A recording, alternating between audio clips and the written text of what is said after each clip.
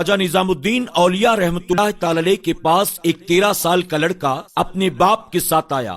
बाप बेटे को अंदर ले जाना चाहता था, लेकिन बेटे ने अंदर जाने से इनकार कर दिया और अपने बाप से कहा, आप अंदर तशरीफ ले जाएं, मैं यहीं बाहर खड़ा आपका इंतजार करता हूँ। बाप ने मजीद इसरार नहीं किया, बल्कि खुद अंदर चला गया।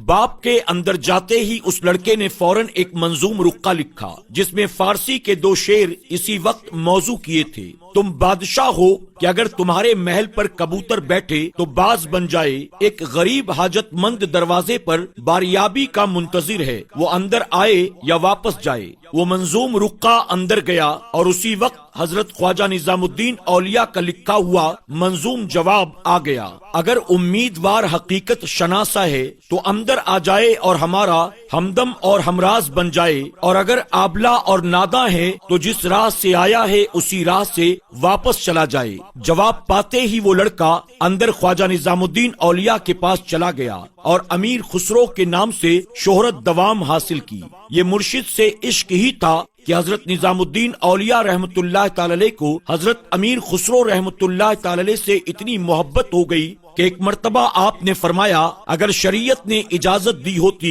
तो मैं ये वसीयत करता कि अमीर खुसरो को मेरी ही कब्र में दफन किया जाए। जबकि ये वसीयत भी फरमाई कि अमीर खुसरो रहमतुल्लाह ताला अलैह की कब्र मेरे पहलू में ही होनी चाहिए। हजरत ख्वाजा निजामुद्दीन औलिया रहमतुल्लाह ताला अलैह ने अमीर खुसरो रहमतुल्लाह ताला अलैह से अपनी बेपनाह उनसियत के बाइस ये वसीयत भी फरमाई कि मेरे विसाल के बाद खुसरो रहमतुल्लाह ताला अलैह मेरी तुरबत के करीब न आने पाएं, वरना मेरा जिस्म बेताब होकर कब्र से बाहर आ जाएगा।